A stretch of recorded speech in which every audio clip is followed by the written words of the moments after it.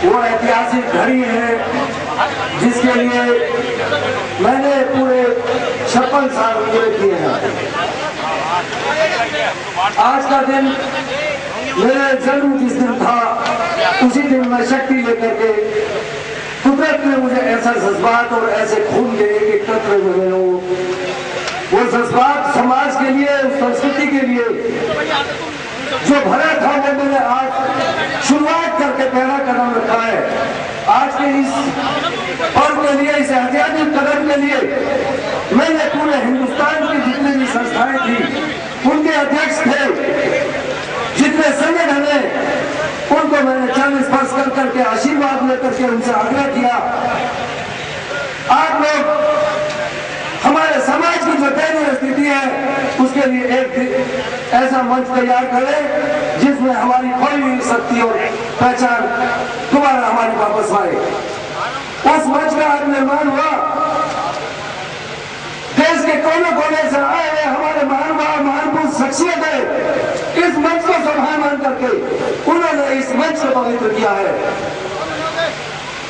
आज हनुमान जयंती है, उस हनुमान जयंती का एक महान पर्व हुआ है, महाकुंभ है, जिसमें लाखों लाखों पुण्य कर्म मिलते हैं। उसी महाकुंभ, ये आज हमारे समाज का महाकुंभ है। इस महाकुंभ की इस मंच पर आसीन जितने भी लोग हैं, जितने लोग बाहर से आए हैं, इस मंच पर जितनी महिलाएं आई हैं, मातृशक्ति है, मैं उनका बहुत बहुत आभार प्रकट करता हूँ। उनको अपने तरफ से चरण स्पर्श करता हूँ क्योंकि वो मेरे लिए सब बने हैं। आज तक उन लोगों ने समाज के लिए कुछ किया है, हमें आलोचना में नहीं जाना है क्योंकि अभी तक जो भी हुआ है वो हमारी निर्माण की एक ईद है। केवल जरूरत है तो उसकी एक तरीके से सुंदर भवन बनाने की जरूरत है। वो भवन, एक सुंदर भवन बनाने की जरूरत है। उसमें एक बहुत ही सुंदर हमारी सामाजिक न्याय संस्कृति की एक प्रतिभा लगानी है। उस प्रतिभा में सुंदर मूर्जों से, सुंदर हीरों से एक चढ़कर के नेकलेस तैयार करके उसको पढ़ाना है।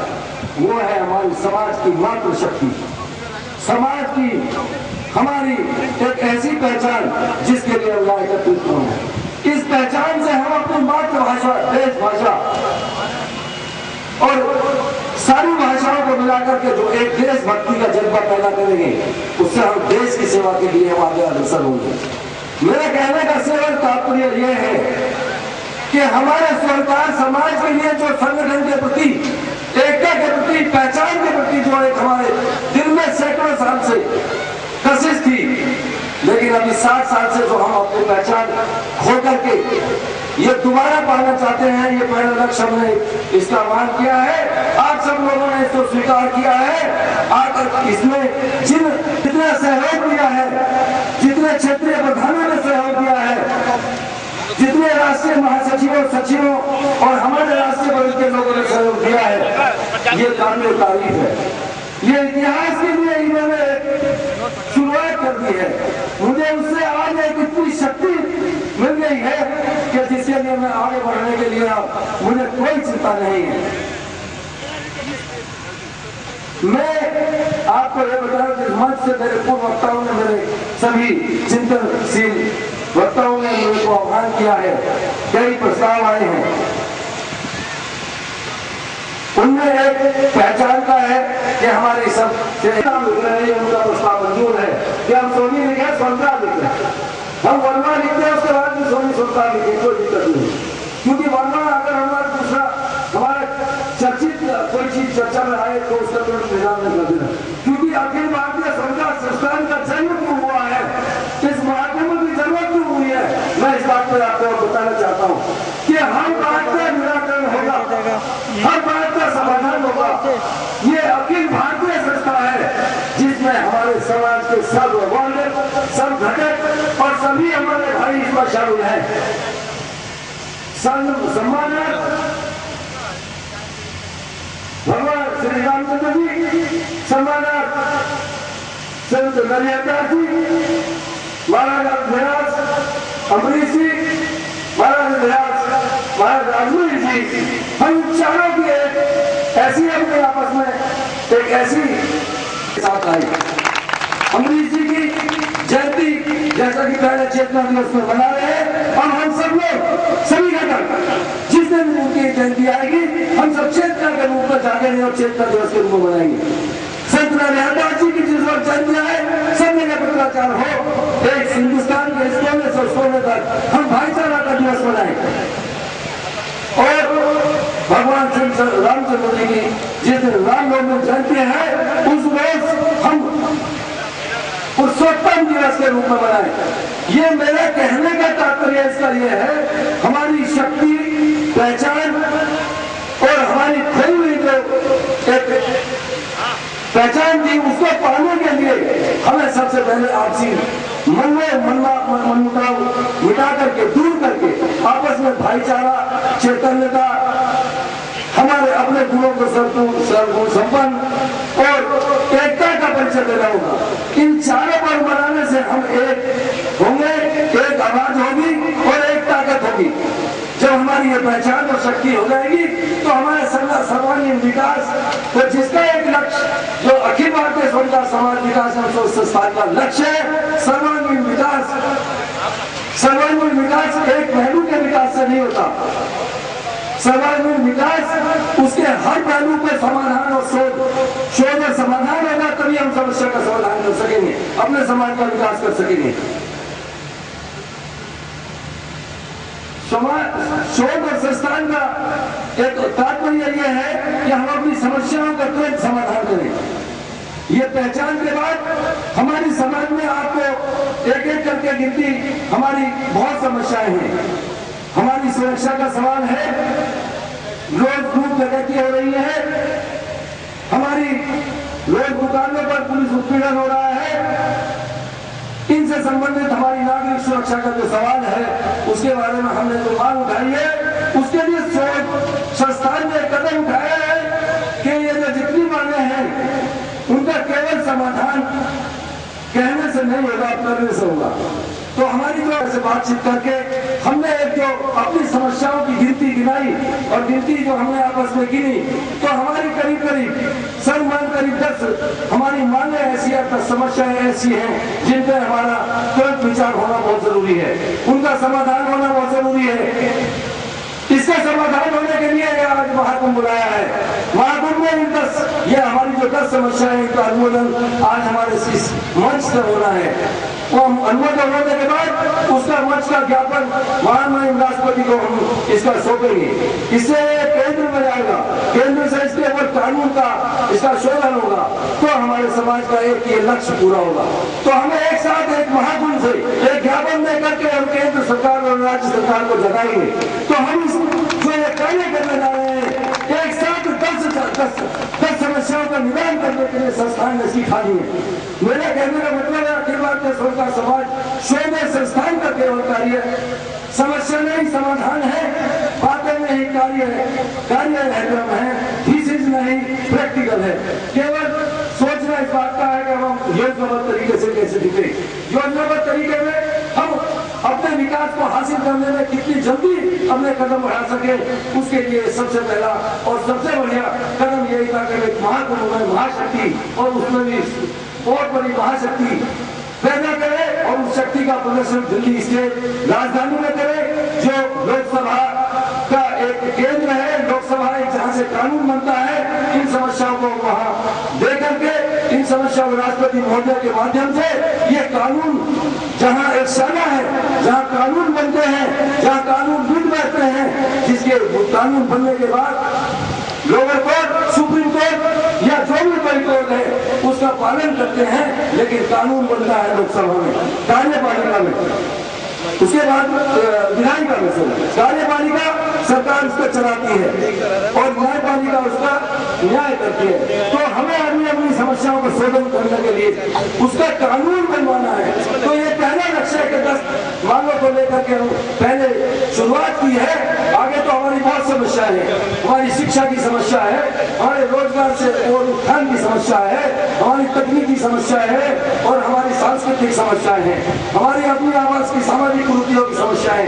जैसे हम वो कार्य तो हम अपने सामाजिक स्तर से भी कर सकते हैं, जैसे जैसा कि हम जन्म लें। हमारे पूर्वोत्तर ने बताया है, जगह जगह हम लोग सामूहिक विवाह कर रहे हैं, समय समय पर लोग हम छात्रवृत्तियां वितरित करके उनका लोगों को सहायता कर रहे हैं, और भी बहुत सारी योजनाएं चल रही हैं जिससे हम अपने सामाजिक न्याय के लिए हम लोग कदम बढ़ा चुके हैं, सारी संस्थाएं कदम बढ़ा रही हैं। लेकिन सर्वांगीण विकास के लिए एक और की जरूरत है, क्योंकि जब तक हैसियत नहीं होगी, जब तक तो कोई भी ना सरकार, वित्त मंत्रालय सामाजिक समस्या का, आर्थिक समस्या का, शिक्षा की समस्या का जहां भी जरूरत होगा, हम अपने समाज को स्वावलंबी बना करके हम मांगेंगे नहीं, लेकिन अपनी ताकत के बल पर पब्लिक प्राइवेट पार्टनरशिप हमारे पास 100 करोड़ होंगे तो हम 1000 करोड़ गवर्नमेंट से निर्माण कर सकते हैं। तो मेरे कहने का मतलब है, हमारा लक्ष्य वो लक्ष्य है जहाँ से हम एक सुई से लेकर के पहाड़ तक हम अपनी योजनाएं बना सकते हैं, लेकिन हमें आपस में एक दूसरे की दूरियां कम करते हुए और आलोचना खत्म करते हुए जिस तरीके से हम लोगों ने आज ये शुरुआत की है, एक मंच पर आने की, एक अमर प्रेम दिखाने की, सोनकार समाज को एक उत्थान वाले दिशा में ले जाने के लिए आज मैं जो सहयोग की एक मिसाल कायम की है, मैं इसके लिए बहुत बहुत सब लोगों को धन्यवाद देता हूँ। मैं इस विषय पर आप लोगों को ये ज्ञापन जो हम राष्ट्रपति को महोदय को देने वाले हैं, इसको मैं पढ़कर सुनाता हूँ। आप लोगों को इसको हाथ उठा करके आप इसको अनुमोदित करेंगे तब ये राष्ट्रपति के पास जाएगा। इसके बाद ये हाथ, जितने हाथ खड़े हुए हिंदुस्तान में, ये आज 1 करोड़ हाथ होंगे, क्योंकि यहाँ पर सब राष्ट्रीय अधिकारी बैठे हैं, यहाँ पर राष्ट्रीय पदाधिकारी, राष्ट्रीय महानुभाव बैठे हैं, शख्सियत बैठी है। उसके साथ साथ अगर नहीं मानी गई तो ये, अगर हमारी सरकार से नहीं मानी गई तो आगे चल के हमारे उसके राष्ट्रीय अध्यक्ष भी बैठे हुए थे। हमने 65 संस्थाओं को, अखिल भारतीय सर्व पिछड़ा समाज को भी इसके साथ जोड़ दिया है। हम पूरे हिंदुस्तान की पूरी ताकत को बता देंगे कि हम राजनीतिक सत्ता प्राप्त करके दिखा देंगे, और राजनीतिक सत्ता अगर हम प्राप्त करके फिर अपनी मांगों को हम स्वयं बनवा लेंगे। हम अपने हर क्षेत्र में अपनी राजनीतिक ताकत बना करके हम लोग अपनी एक ऐसी ताकत और शख्सियत बनाएंगे कि हम लोग राज्य सत्ता में रहेंगे और केंद्र सत्ता तक भी पहुंचने की वो रखते हैं। हम अपने समीकरणों को राजनीतिक समीकरणों को भी बदल सकते हैं। आगे चुनाव आने वाले हैं, चुनाव में हमें अपनी शक्ति का प्रदर्शन करना है, हमें सोचा नहीं रहना। अब हमने कदम बढ़ा दिए तो ये कदम बढ़ते रहेंगे। राजनीतिक पहल हो चुकी है, सामाजिक न्याय से ही, सामाजिक संगठन से ही राजनीतिक लक्ष्य प्राप्त हो जाए। ध्यान रखो, विकास हमारे से दूर नहीं है, क्योंकि हम विकास की थोड़ी को समझ चुके हैं। विकास का एक नियम है, सतत प्रयास, ईमानदारी से प्रयास, ईमानदारी से लीडरशिप, ईमानदारी से लोगों का प्यार जब एक साथ जुड़ने लगता है तो उसका लक्ष्य दूर नहीं रहता है। मेरा ये कहना है कि अब हम जो आने वाले चुनाव हैं, इन चुनावों में हम अपना राजनीतिक लक्ष्य भी प्राप्त करेंगे। इसमें हमने एक लक्ष्य रखा है अखिल भारतीय सोनकार समाज संस्थान में। पहला महाकुंभ ये आज दिल्ली में 20 अप्रैल 2008 में हो रहा है। दूसरा महाकुंभ 1 साल के अंदर डेट निर्धारित करके बम्बई में करने जा रहे हैं। आपको मैं सूचना दे रहा हूँ, इसका दूसरा महाकुंभ बम्बई में करेंगे, क्योंकि यहाँ की जनता इसकी जाग चुकी है, जागरूक हो चुकी है। अब हमें आगे जागृति के लिए दूसरा महाकुंभ बम्बई में करना है। फिर उसके अगले साल में तीसरा महाकुंभ चेन्नई से करेंगे। चेन्नई से करने के बाद छोटा महाकुंभ हम कलकत्ता से करेंगे। ये एक हमारी पद यात्रा समझो, एक हमारी स्वतंत्रता जागरण यात्रा समझो, पहचान को शक्तिशाली पूरा रूप देना समझो। हमें जब तक पूरी पंचवटी से योजना नहीं हो जाएगी, उसी दौरान जितने चुनाव आएंगे हमारा लक्ष्य होगा 100 विधायक या MP सभी मिलाकर के कम से कम 100 विधायक, MP, MLA और सभासदों की गिनती हमारी पूरी हो जानी चाहिए। वो पूरी करके रहेंगे, 100 हम लोग विद्यालय बना करके रहेंगे, 100 हम लोग अपने धर्मशालाएं और सामाजिक संस्थान बनाकर रहेंगे। तो ऐसी योजनाएं वो पूर्ण होगी हमारे। तो एक लक्ष्य हमने एक बहुत बड़ा ट्रस्ट बनाने की घोषणा अपने उस पर रखी है, जो हमारा लक्ष्य है। तो मेरा ये कहने का तात्पर्य यह है कि जो आज हम संगठन शक्तिशाली पहचान की तरफ बढ़ चुके हैं, ये कदम आप पीछे नहीं बढ़े हैं। मैंने अपना तन मन धन तीनों शक्तियां लगा करके भी इसको जिंदा करना है, और समाज को अगर ये लोग इसकी बुराई भी करते हैं, कोई कितना विरोध भी करेगा तो भी ये कदम पीछे नहीं हटने वाले हैं। मैं ये बताना चाहता हूँ दूसरी बात कि कुछ लोगों की ये बात आई थी कि लोग बुराई कर रहे हैं, वो बुराई करने वाले भी प्रचार कर रहे हैं, पहचान बढ़ा रहे हैं। दूसरी बात एक और आई थी कि आज का दिन हमने क्यों रखा है। आज का दिन हनुमान जयंती का दिन है। हनुमान जी कौन थे? हनुमान जी कौन थे? वो राम के हमेशा चरणों में बैठते थे और राम हमारे ब्रह्मांड की जो शक्ति है, ब्रह्मांड के मालिक, जो ब्रह्मांड की सेवा करता है, जो ब्रह्मांड के चरणों में और परम पिता के चरणों में रहता है, जो सेवा की तरफ ध्यान देता है, पद की तरफ ध्यान नहीं देता, वो परम शक्ति को और परम पद को प्राप्त करता है। हनुमान जी वो शख्सियत थी, वो सेवक थे।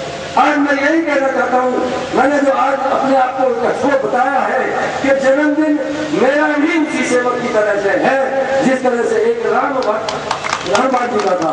मैं आज समाज के सामने सेवक के रूप में आया हूँ। मैं अपने कर्तव्य बाद में लूंगा, पहले समाज को दिलाऊंगा, हक समाज को दिलाऊंगा और ये मेरा कर्तव्य होगा। हनुमान जी की एक आदत थी, हनुमान जी ये चाहते थे कि मुझे कोई बात न हो, लेकिन वो तो कृपा भगवान की होती है कि वो कितनी बड़ी जिम्मेदारी देती। ये जिम्मेदारियां हैं, हमारे पदों का लाभ नहीं है। जो लाभ भी सोचता है वो अपना नुकसान करता है। मालूम है आप लोगों के धर्म का बहुत बड़ा खाता है, उसके यहाँ 1 लाख 1 रुपया देता है तो 10 लाख मिल जाता है। वहाँ उसके यहाँ कोई 1 लाख रुपया 1 रुपया किसी का देता है तो 10 लाख वहां से उसके खाते से कट जाता है। ये तीनों शक्तियां भगवान के यहाँ से मिलती हैं। एक मिलती है भौतिक शक्ति, जिसको हम सरस्वती की पूजा करके हम उसका बात करते हैं, तन मन धन से उसके पास समर्पण करते हैं। दूसरी शक्ति माँ लक्ष्मी की हमें जब कृपा होती है, उसकी पूजा पाठ करते हैं, भगवान की कृपा होती है तो हमें धन शक्ति प्राप्त होती है। तीसरी शक्ति हमारी है बल शक्ति, जो हम माँ दुर्गा माँ वैष्णव से पूजा करके प्राप्त करते हैं। लेकिन तीनों शक्तियों को एक वरदान है जो इनको संचित करेगा और समाज कल्याण या देश कल्याण में इनको खर्च नहीं करेगा, उसकी भक्ति चली जाएगी, रोग से व्याप्त हो जाएंगी, थोड़ी और कलंक हो जाएगा। आज उनको जितना खर्च हो गए लाखों लाख पूरा होगा तो उसको वापस मिलता है। आज मुझे जो मिला है, मुझे पूर्ण ज्ञान हो चुका है कि इसको जितना खर्च करोगे, क्योंकि इसके पीछे मेरा केवल एक धर्म लाभ का स्वार्थ है, बाकी मुझे इन शक्तियों में कोई लाभ नहीं है। मैं ये चाहता हूँ ये संपूर्ण मेरी तीनों शक्तियां रख करके भी हमारा समाज, हमारी जो लंका में हमने जो फतह पाई राम ने पाई थी, उस राम के लिए राम तैयार, ये हनुमान तैयार है आपकी वो लंका जिसमें भी हमारे समाज की मान मर्यादा संकट। आपको मैं बता दूं, लंका भी एक बार स्वर्ण नगरी कहलाती थी। स्वर्ण नगरी वहाँ इतना सोना सुनारों का व्यवसाय, और एक बार वहाँ का जो रेजिडेंट था वो स्वर्णकारों का था। उन्होंने ही सोने के साथ और सोने की लंका, क्योंकि बिना सुनारों में से ये बन नहीं पाते। तो ये मैं आपको बता देता हूँ, ये जाति दिन गुने से भरी हुई है। न इसके पास शक्ति की कमी है, न धन की शक्ति है, न बल शक्ति की कमी है। तीनों शक्तियों का आपको प्रयोग करना है। आपको नेतृत्व में बिल्कुल एकदम शांतता पारदर्शिता लानी है। आप लोगों को ये क्यों नहीं हमारा समाज इकट्ठा हो रहा था, केवल मेरा एक कमान है, आप लोगों को शुद्धता, प्योरिटी एंड पवित्रता आपको लानी है। अपने चरित्र को उठाना है, क्योंकि चरित्र से ही आदमी का सम्मान मिलता है। और हमारे चरित्र अगर जरा सा भी कहीं दागी होता है तो अपमान मिलेगा। तो पहला मैं कहने का मतलब, अगर हमारा सारी चीजें चली जाए, तीनों शक्ति भी चली जाए, तो हम तीनों चीजों को खर्च करने के बाद भी अगर हमें कैरेक्टर, मान सम्मान, पहचान हमें ये प्राप्त होता है, जिसको हम कैरेक्टर चरित्र के रूप में कहते हैं। अगर कैरेक्टर लॉस हो जाता है तो कुछ हमें इसको प्राप्त करने के लिए हमें आत्मिक शुद्धिया भी करनी है। मैं आपको धर्म की तरफ इसलिए ले जा रहा हूँ, क्योंकि बिना धर्म के राजनीति नहीं होगी, बिना धर्म के ज्ञान होने के हमें क्रांति की पॉजिटिविटी बहुत मस्त है। जहाँ भी सात्विकता होगी वहीं धर्म होगा, वहाँ धर्म होगा, वहाँ धर्म की जय होगी। आप नारा लगाते हो हमेशा धर्म की जय हो, अधर्म। पहले धार्मिक तो बनो, देवताओं से लेने के लिए भी देवता बनो। आप अपनी शक्ति का समर्पण कर दो। समर्पण की वो भावना आदमी के अंदर होनी चाहिए कि आपके संघर्ष मिल जाए। ये तो केंद्र सरकार, ये तो आर्टिफिशियल सरकारें हैं, हम इनसे डरने वाले नहीं है। इनकी शक्ति के लिए आप लोगों ने मान किया। मेरे पास सब में रोज मीटिंगों में जाते थे हम, तो ये कहते थे ये आज सम्मान खो गया, संगठन में शक्ति। मैंने कहा कुछ भी नहीं है, ये हमारी भौतिक शक्तियां हैं, इनको पाना तो बहुत आसान काम है। आपको पाना है तो धार्मिक शक्तियों कैसे कर पाओ? जिसके पास धार्मिक शक्ति और लक्ष्य है उसके सामने कठिन कार्य, आप लोगों को कठिन कार्य लग रहा है, लेकिन मुझे कठिन कार्य में लक्ष्य बिल्कुल उस पर देखता हूँ कि हमारा सफल कार्यक्रम है और हर तरीके से सफल बढ़ेगा। हम लोग विजयी हैं, विजयी रहेंगे, बुद्धिजीवी हैं, बुद्धिजीवी रहे। हम लोग जो चीज चाहेंगे वो हम लोग कामधेनु गाय की तरह से हमें हर चीज प्राप्त है। केवल हमें बदलना है तो हमें आचरण बदलना है, सोच बदलनी है, जिसमें आलोचना त्याग करके, आलस से त्याग करके, आलोचना और आलस से डालेंगे, समर्पण की भावना और त्याग की भावना लाएंगे तो कैसे देश में उत्थान होगा? हमारा देश जरूर नहीं होगा, तो हमारा समाज को भी हमारा विकास को प्राप्त होगा। हम हर जगह से लड़ेंगे। इन्हीं शब्दों के साथ आज मैं फिर अपनी बातों पर आता हूँ। आज की स्थिति को वर्तमान पे जब सोचते हैं तो हमारे समाज के सामने जो आर्थिक, व्यावसायिक, शैक्षिक, हमारी शिक्षा से संबंधित या अन्य बहुत सारी समस्याएं हैं जो आज की मुख्य हमने 10 संख्याओं में संजोया है, उनको एक शब्दों में संजो करके हम राष्ट्रपति तक पहुंचाएंगे। तो मैं उनको आपको इस ज्ञापन को पढ़ के सुनाता हूँ। आप लोगों को हाथ उठा करके अनुमोदन करना है, फिर हम इसको एक साथ, क्योंकि मैं पद्म विश्वास नहीं करता, मैं विश्वास करता हूँ उसके समय है एग्जीक्यूशन, यानी उसके दायित्व को निर्माण करना। दायित्व बोध जिसको कहते हैं, दायित्व रेस्पॉन्सिबिलिटी, अंडरस्टैंडिंग, रेस्पॉन्सिबिलिटी, जिस आदमी ने समझ ली वो व्यक्ति के सामने कुछ असंभव नहीं। यानी जो जितनी भी बड़ी रेस्पॉन्सिबिलिटी लेना चाहे वो आमंत्रित है। और राष्ट्रपिता और राष्ट्र के जितने पदाधिकारी हैं ये तो स्वयं दायित्व बोध है, लेकिन इनको एक सही धागा नहीं मिला था, वो मैं धागा बन करके, इनका सेवक बन करके, इनको मैं इनके चरण में बंधना कर करके मैं चाहूंगा कि एक मंच में बैठे और किसी तरीके का विरोध न कर करके केवल एक समाज के देश के विकास को सोचे। तो मैं जो हमारी आज देश की, जो हमारी और समाज, देश के लिए और समाज के लिए जो हमारी समस्याएं हैं उसके लिए मैं ज्ञापन कर रहा हूँ। आप बिल्कुल ध्यान से सुने।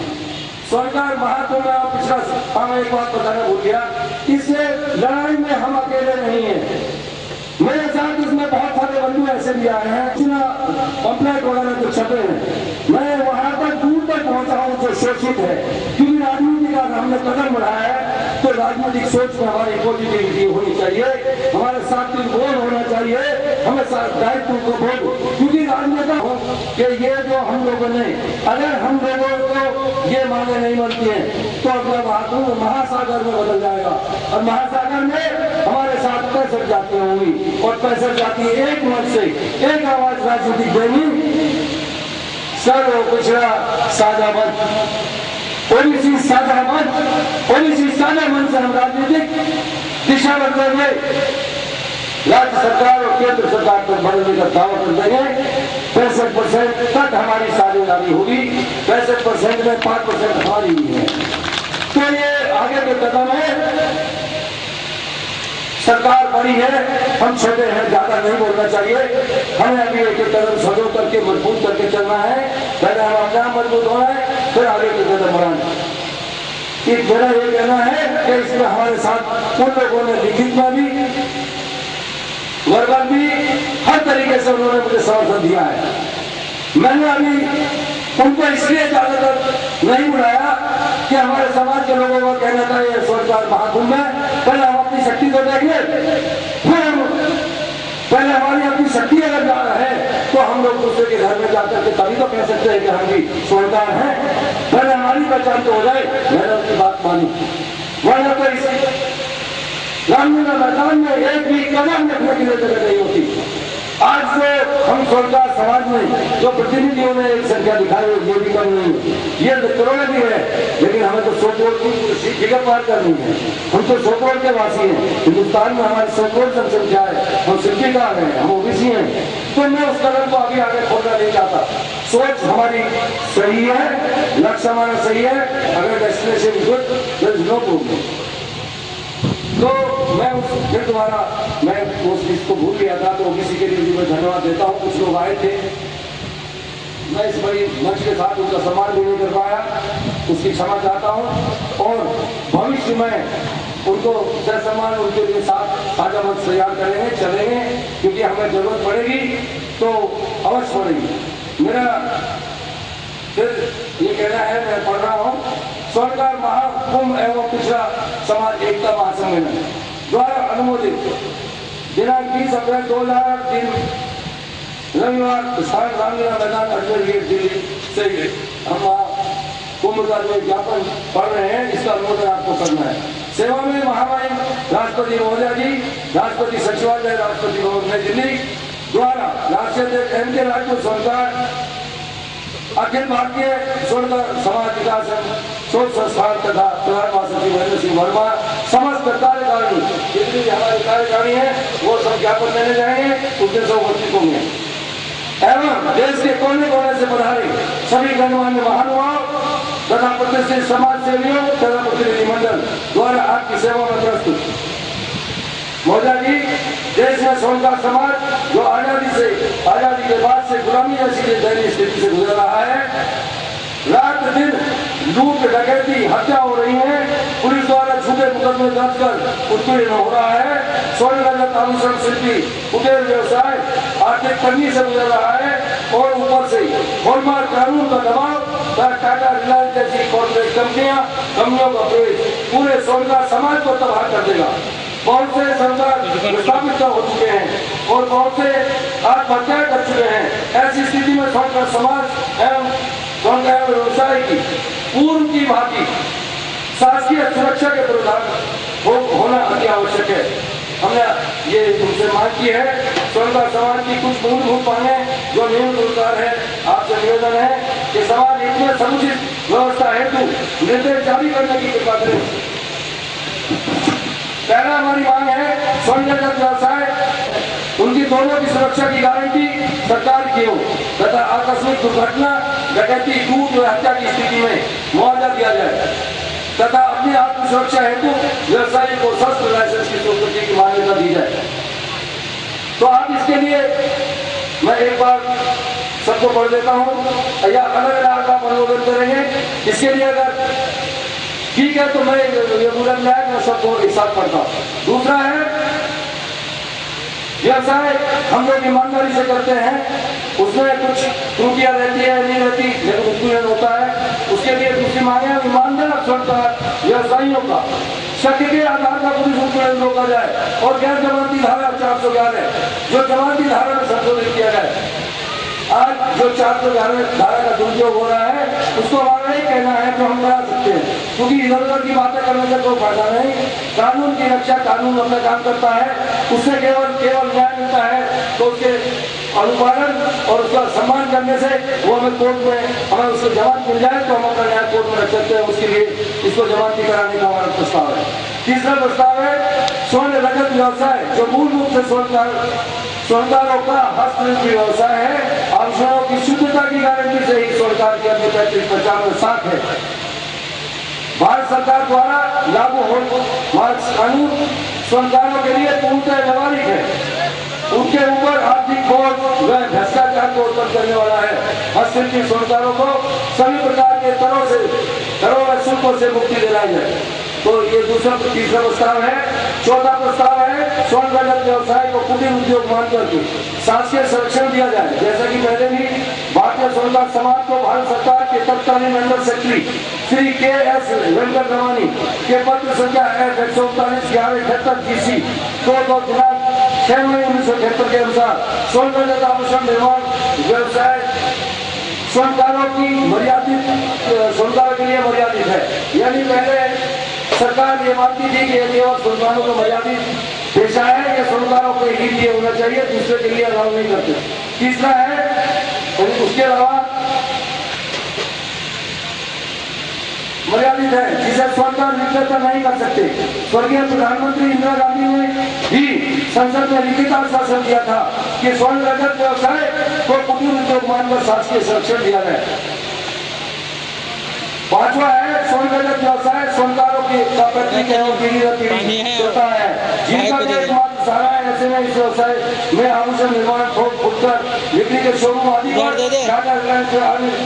किसी भी बड़ी कंपनी के प्रवेश में पूर्णता प्रतिबंध लगाया जाए। छठा है, आज के युग में स्वर्ण रजत व्यवसाय का भी अन्य व्यवसायों की तरह से ही आधुनिकीकरण हो रहा है। ऐसे में स्वर्ण रजत व्यवसायों को मशीनों द्वारा से निर्यात आयात का बढ़ावा देने के हेतु व्यवसाय को औद्योगिक दर्जा दिया जाए और आधुनिक तकनीकी युक्त उद्योग लगाने के लिए 1 से 50 करोड़ रुपए तक की या उससे भी अधिक की ब्याज मुक्त लोन दिया जाए। वह छोटे स्वर्णकारों को 5 साल की सब्सिडी पर ब्याज मुक्त ऋण की स्वीकृति की जाए।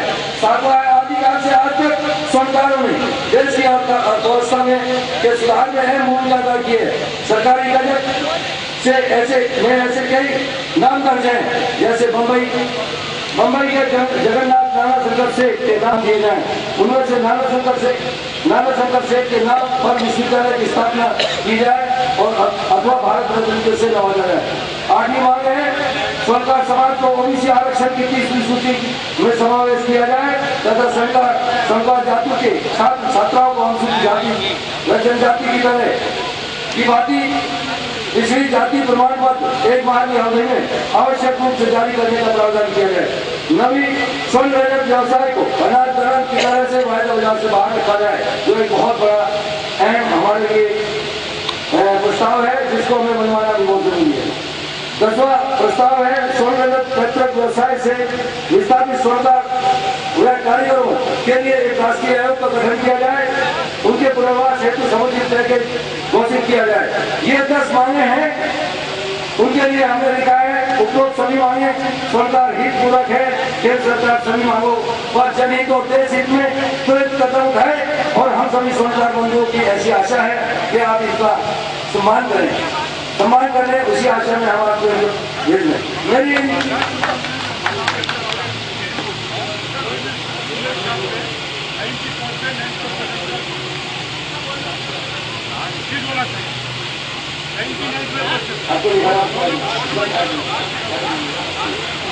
ये 10 मांगे हैं। मैं आपसे अनुरोध करूंगा, अगर आप सब सहमति से पास करते हैं तो सब लोग हाथ उठा करके इसका